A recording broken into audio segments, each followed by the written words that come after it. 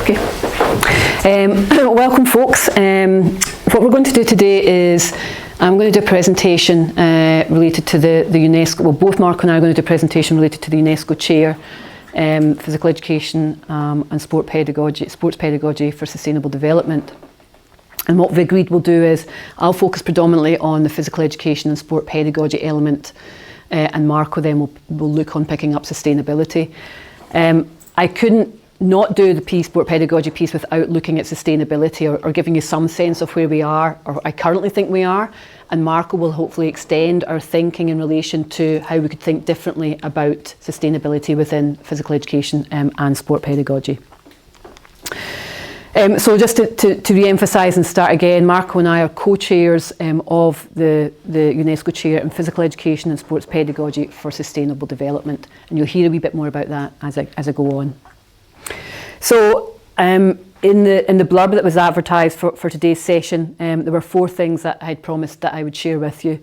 And one was to think about the longevity and survival of physical education and sport pedagogy as a subject discipline, and the necessity for us to start to perhaps operate in a bigger arena than be siloed within the subject discipline itself. I'll also have a look at what some of the sustainability meaning in sport pedagogy is to date, the extent to which our endeavours are already aligned or not aligned with sustainability, and then also just to give you some idea of what the proposed and ongoing activities of the UNESCO Chair actually are. So first off, to address that first point and notion of survival of sport pedagogy as a related discipline, and I'll take the chance of saying that I think we haven't interrogated this enough. As in any subject discipline, many of us do our work in a particular area or silo. I would challenge us to start to think about to what extent does that silo actually cut across a number of different issues or issues that actually matter. So we become experts in area A or area B, area C. What actually connects all of those areas outside of having a title such as physical education and sport pedagogy?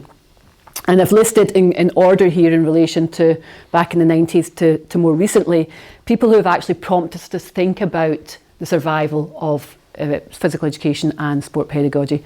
And Hal Lawson, who's writing long before 1990, but in 1990 had actually said that if we were to move on and start to look at the wider remit of physical education and sport pedagogy, the discipline itself could move from being an adolescent to actually coming into adulthood. And I think that's a really nice way of capturing perhaps where we are at the moment and what we actually have potential to contribute to that, that adulthood in relation to the discipline itself. There's been a couple of other studies that have looked at, regardless of what we're doing, the problems still exist in relation to the areas that we're researching. So for those of us that are perhaps interested in relation to how to get people more active, that perhaps works in limited context, but we actually haven't solved the issues that we set out to solve, I would suggest. I think as well, Emer Enright's comment is very well made in relation to having conversations about the start and the imagined endpoints of our research agendas. So we tend to work in silos in relation to a research agenda, and I think we need to have much more open conversations about, I'm thinking of doing this with a view to coming to this point.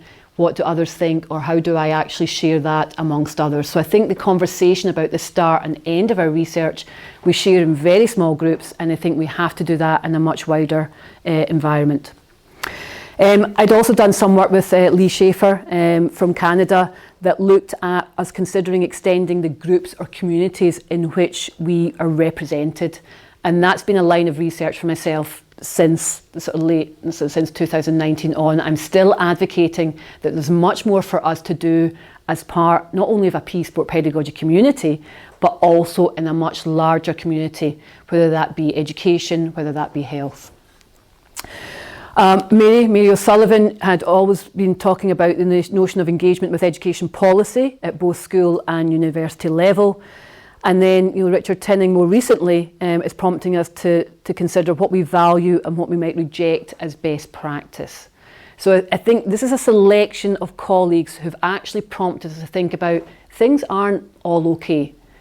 The discipline is surviving, but the extent to which we are surviving in an earlier stage, then perhaps that adulthood piece is something that contextualises our interest in the UNESCO chair. Another piece that I think relates to the first point that I'd promised to talk about is this common good, the notion of a common good. And again, those who know me will know I've advocated for this before. So rather than it being about us, I think we need to start to think about the extent to which we have a vision of a society that's rooted in cooperation and community rather than competition and commodification. And I think in relation to perhaps how some of us operate in an academic sense, metrics and the system perhaps pushes us towards this competition and commodification. And I'm suggesting that we need to start to challenge that and start to look at cooperation and community. And I take the point that you have to be a certain level in relation to confidence and standing to actually perhaps interrogate the extent to which competition and commodification is not useful or indeed fair in relation to assessing our contribution to society. Does that make sense? We all can't do that. People are in more privileged positions than others, and I'm suggesting that they're the people that should be starting to interrogate that. I think also in doing that, we have to embody the belief that we can communally produce what matters most, and that emphasises cooperation, community, and trust among citizens. It's not to say that what we produce isn't worthwhile, but this is much more about the process, the way of doing it, and who we include in doing that. And there would be some hints, I would suggest, that PESP has a desire, or has had a desire, to look at that common good, in that many of us will set out to solve pressing societal problems. So we'll talk about dealing with health, or inequalities in health, or physical education. We have a desire to expand human knowledge, so many of us have particular areas of interest within peace sport pedagogy, whether it might be pedagogical approaches, how to use technology. And we also have a desire to contribute to collective progress, and I would say inclusivity, particularly and equitable access, has become very strong in the peace sport literature. And I think what we need to do is we have this desire, but going back to Enright's comment on the previous slide, we need to start to directly connect these motivations and goals of research from the very start. Rather than stumbling into an area and then thinking, okay, to what extent am I actually addressing the common good? So it's looking to try and flip around. If we want to survive, rather than thinking about that silo that we're in, think about what's the big picture and where do I fit and contribute to that big picture. So you could argue then that the Agenda for Sustainable Development is a common good. It sets out very crudely to make the world a better place. And I think some of the assumptions that we make about sustainable development, and Marco will talk a wee bit more about this document, is that it's all about climate. For those of it perhaps haven't had access to it. And it's not. There are actually 5 areas of critical importance. There's people, planet, prosperity, peace, and partnership. And I would suggest that many people assume the planet is the sole importance, but there are at least 4 other areas that I would suggest we can actually be very strong in. I think it'd be very hard to argue in relation to peace, but why is it not about people? Why is it not about prosperity? It can be about the planet. In fact, we'll come on to that in relation to showing you research. It can be about peace, and it certainly is about partnership. So I think we need to start to think about the wider notion of sustainability and sustainable development. And just to say, and again, Marco perhaps will extend on this, in relation to the Agenda for Sustainable Development, you'll probably be familiar that there are 17 Sustainable Development Goals, but within those sustainable goals there are numerous targets. I think throughout the document there's 169, roughly, targets. And what I would be saying to you, clearly Goal 4, which is quality education, would align with a lot of the research that we do.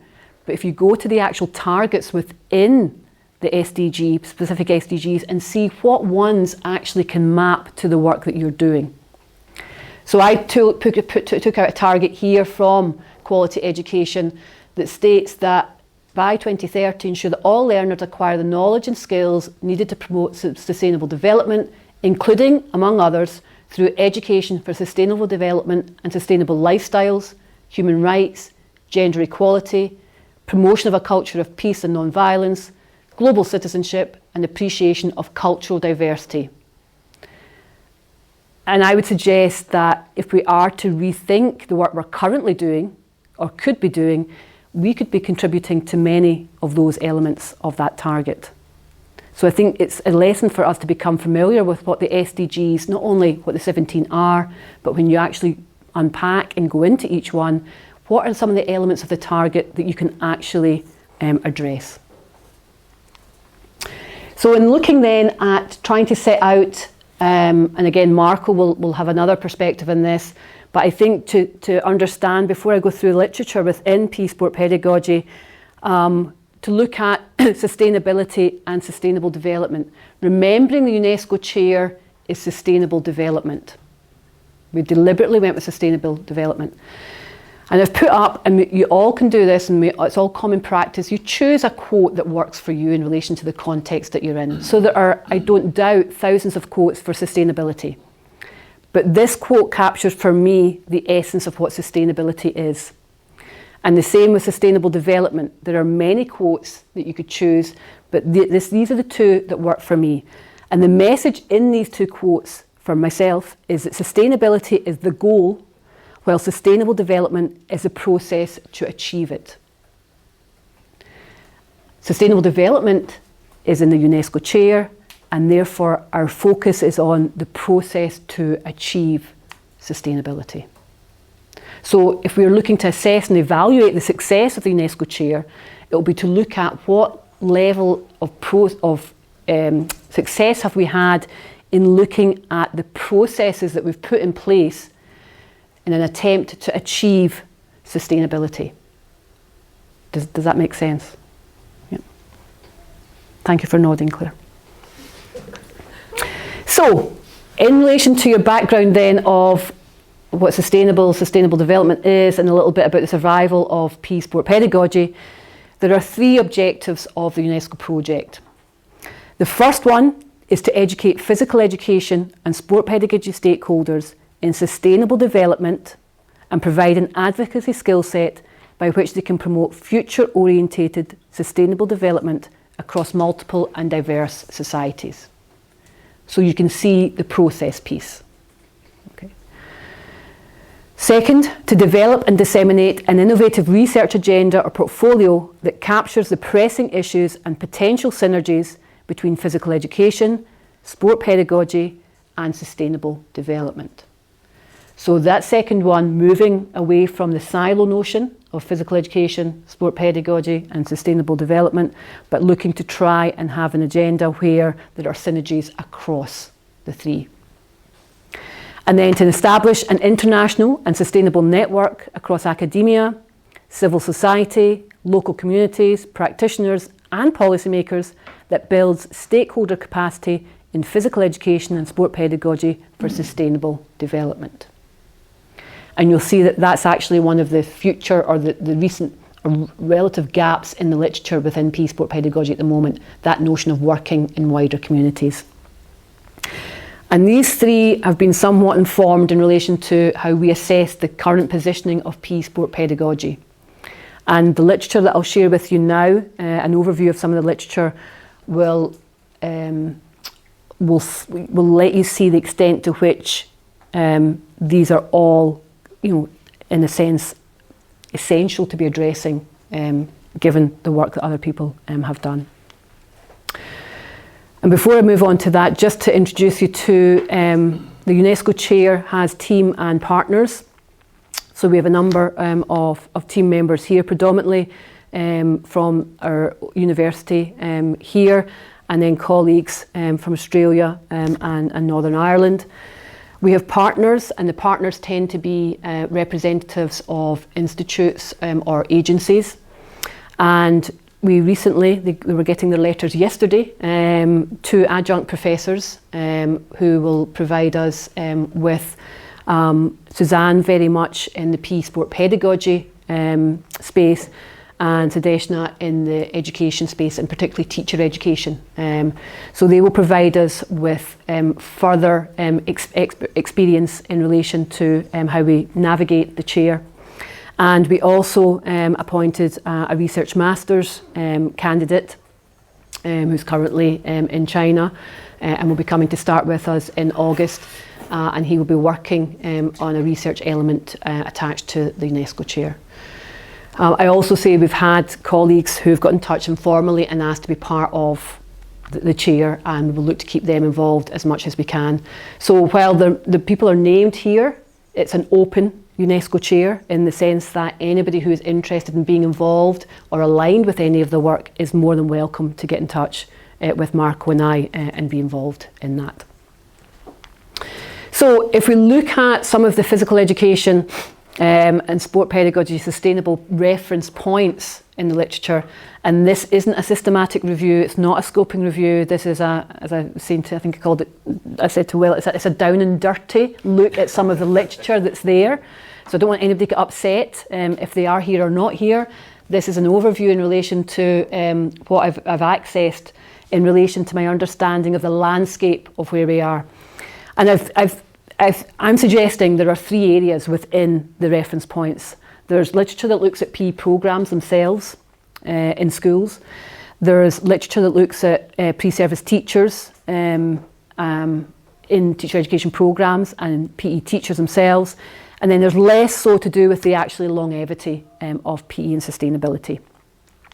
So if we take the first one, PE programmes, there's a couple of reference points, perhaps more, but I can see a pattern in relation to, there's a couple there that have, that there's still this need to understand, frame and integrate sustainability within PE. And also attached with that is this notion or development of a critical theory in physical education. And we'd started to work on a framework by which we could critically position PE and sport pedagogy within the UNESCO chair. So this is work that other colleagues have started and that we would hope we would supplement. I think a second strand here is, the connection between, the environment and the planet. There's some literature in PE sport pedagogy that's talking about how we can heighten as a subject the exposure to issues that are dealing with environmental or planetary issues. And then there are other studies that actually look at specific means by which, or lens by which, they're looking at sustainability. So there's a couple of examples here, activity outdoors, and then this one is in different models-based practice. So we're beginning to see different silos of PE sport pedagogy that are looking at a link with sustainability. And then there is, I think, I only came across one that looking at this partnership idea that goes back to the third element of our objective for the chair, that partnerships are essential for the implementation of the Sustainable Development Goals, and I would go further and say for sustainable development we need to start to look at partnerships. I'm not suggesting that the UNESCO chair stays within the PE sport community. That third objective is that we work outside, not only within our community, but we work outside our community. So that's in relation to PE programmes. In relation to pre-service teachers and teachers, there seems to be two patterns or themes here. One is about the actual teacher themselves, physical education teacher in schools, and the extent to which they have the competence, the confidence or the behaviour that actually will allow them to relay sustainable development goals and or sustainable development within schools. And then the second piece here is in relation to teacher education programmes. How do we actually do that in relation to teacher education? And there's one or two that actually look at service learning as a means to do that as well. Okay, so and you can see the reference are relatively recently, 2020 onwards. So there's been a more recent interest in this space. And then when we look at longevity, the two things that come from the literature that I've spotted is there's this notion of the sustainability of specific physical education programmes in schools. To what extent are programmes in schools not only themselves sustainable, but helping young people sustain an active life? And that seems to be the $64 million question in relation to how do we do that. And then the second piece is of ways of making people physically active, which relates to that first one in relation to not only sustainability of the programmes, that you can do programmes year after year that are effective and meaningful, but also that you're producing people from those programmes that will maintain an active lifestyle. Okay, so that's the three pieces that I see from the literature. So within that, I would suggest there are two threads. So in relation to sustainability and the SDGs, physical education has been described as a subject with unique characteristics that can contribute to achieving SDGs. So if you read the literature, you can see that colleagues have started to identify particular areas within physical education and sport pedagogy that actually align quite neatly and effectively with some of the SDGs. The other piece that I interpret through the literature is this notion of sustainable futures. So how the nature of physical education and health and sport are changing or having to change in a time of immense challenges to sustainable development. So we're being pushed to think not only about what do you deliver at this time in relation to addressing the SDGs, we've been having to think about what the future is going to be in relation to preparing young people for the challenges and the opportunities that arise in relation to thinking about sustainable development. So it's back to that notion of citizenship, common good, in doing more than perhaps we're saying we're doing or have positioned ourselves as doing. So when I look at the literature and look at proposed knowledge gaps, I suggest there are three, and again I'll take you through the three. So first off is the integration of sustainability in physical education. And I tried not to duplicate the references. I tried to extract from the reference what the main message was. I think this one is the one that did overlap in relation to us understanding and framing and integrating sustainability in physical education. We need to do more studies in relation to moving with what sustainability means and changes on a regular basis. We also need to start to think about measuring and evaluating our contribution. And again, that's not just specific to sustainability. It's always been a challenge for us in relation to how do you know that what you're doing in the physical education and sport pedagogy space matters? What evidence do you have?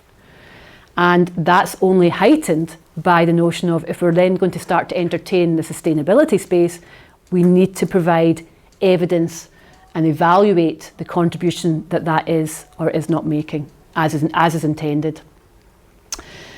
Again, physical education, teacher education programmes, we need to work to conceptualise sustainable development perspectives.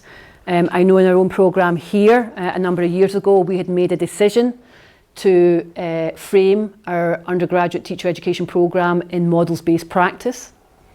Is that conversation something that we should be revisiting and thinking about, reframing again, perhaps in sustainable development, citizenship, something perhaps we need to discuss. And then final point here, the views of physical education teachers through qualitative work. I mean, that would be one of my real interests in relation to trying to garner the actual people on the ground on a day-to-day basis. What are the experiences for those individuals in relation to doing this type of work? And that feeds back to those of us who then educate pre-service teachers in relation to make sure we prepare them for the realities of doing this work in schools. In relation to student experience, the gap is, in relation to educating attitudes to students, and again, how do we develop those attitudes in school students? And also, we need to study that. We need to garner evidence from them as well. And then the third one here is the teacher professional development, and not dissimilar for teachers and teacher educators. It comes back to looking at what are teachers or teacher educators' knowledge and attitudes concerning behaviour. So it's not only understanding what sustainability is or sustainable development is, but giving teachers and teacher educators a skill set by which they can actually exercise that. And then I think this piece again, coming back to Lawson's piece about to collaborate with others and communities to improve health and well-being. So I think that's always been a challenge for ourselves in relation to how do we make those connections with communities and organisations. And I think that challenge is heightened again in relation to sustainable development. So I'd said a second point would be about, to what extent have we set out to do sustainability or sustainable development in our work. And I'm being quite frank and honest here and saying that I've perhaps have 3 or 4 areas of research interest or expertise. I certainly didn't at the time set out with a notion of sustainability or sustainable development as I started these projects, but I don't think that's an excuse for us not to go back and think about to what extent could they potentially address sustainability or sustainable development.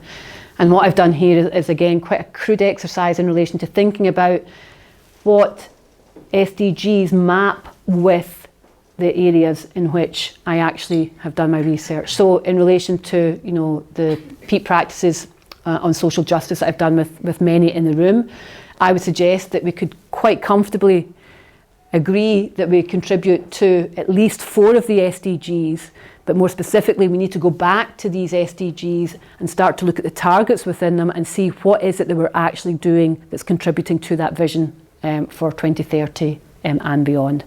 So I think this is a really useful exercise for us to do and to start to think about.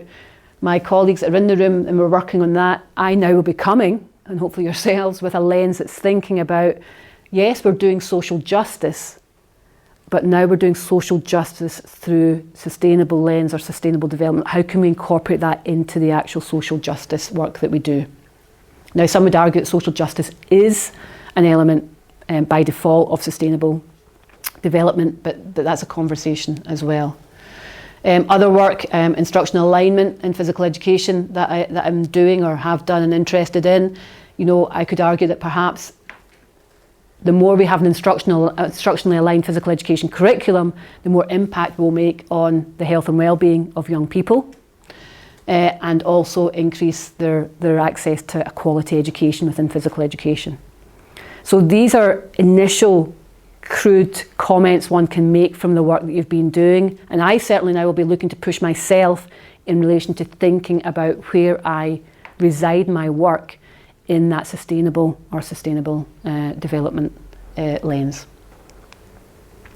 And that was the slide I shared before in relation to making that case for being able to look to see even the example I gave of social justice. I think you can see here the human rights, gender equality, culture of peace, etc. Those would come out through that social justice work.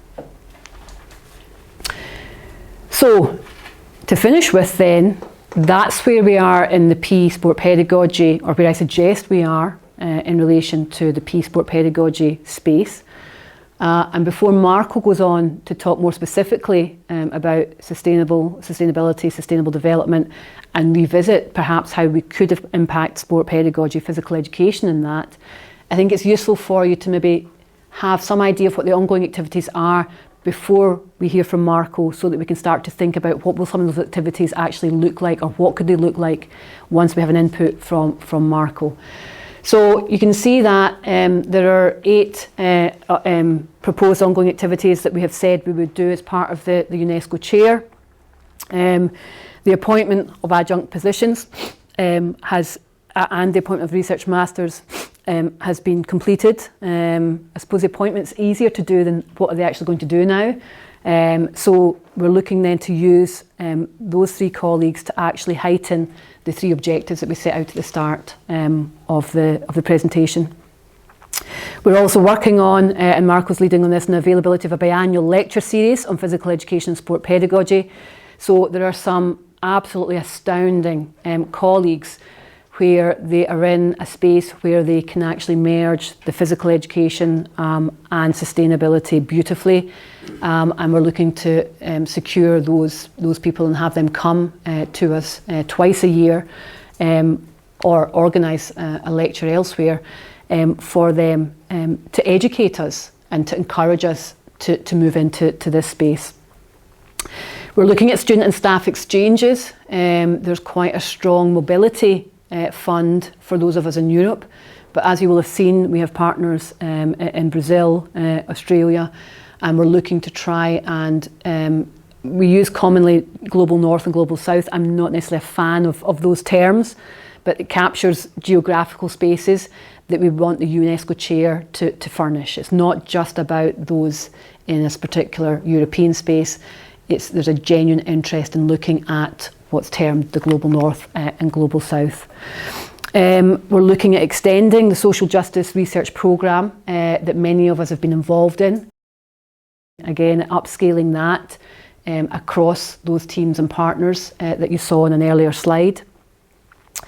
In a similar way, we're looking at a promotion of sustainable development as a cornerstone of teaching and teacher education programmes, and our respective adjuncts will hopefully take a lead position respectively in one of those two, given their expertise. We're looking at a biannual conference in cooperation with UNESCO. And then finally, one that we're currently working on, and perhaps I think the one that would be of most interest perhaps to people here and people who are listening back to the recording, is that we're very keen to look at a position paper on physical education and sport pedagogy for sustainable development. And we're very keen to do that through the ISEP specialist seminar opportunity, where we invite a relatively small number of colleagues, maybe between 30 and 50 colleagues, to meet for an intense 2.5 days.